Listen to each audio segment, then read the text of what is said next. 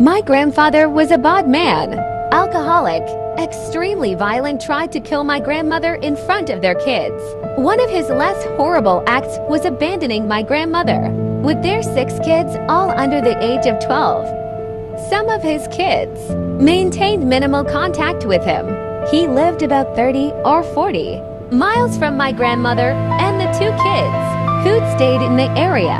When he was in his 80s, he was hospitalized and then passed away in the middle of the night.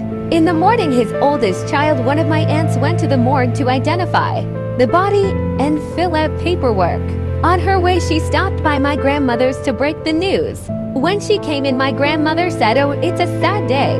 He died just past midnight, I imagine." My grandmother had begun to show some signs of dementia, or just basic old age, and so the weird comments weren't too out of character, and my aunt assumed that the hospital, one of her siblings, had already called to tell their mother the news. My aunt shook it off and drove to the morgue. 12:10 a.m. On her way home, she stopped back at my grandmother's and asked her who had called her to tell her the news, and asked why. She said that she thought he died just past midnight. My grandmother said he came to see me at 12:30 and we talked for a spell. He wanted to apologize for all he'd done to me and you kids.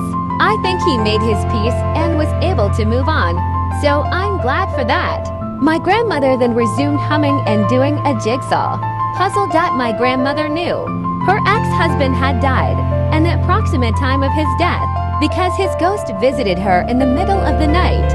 My grandmother suffered from heart problems and worsening dementia after my father passed away, as they were very close.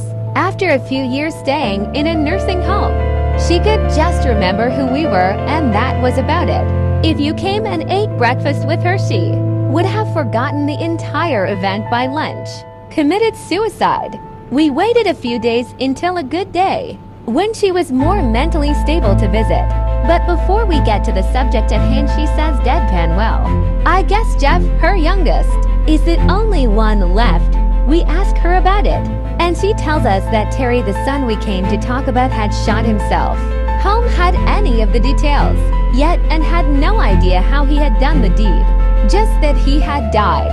We asked a little bit more, and she basically told us that Uncle Terry had called her a few nights ago and told her he had just shot himself in the head.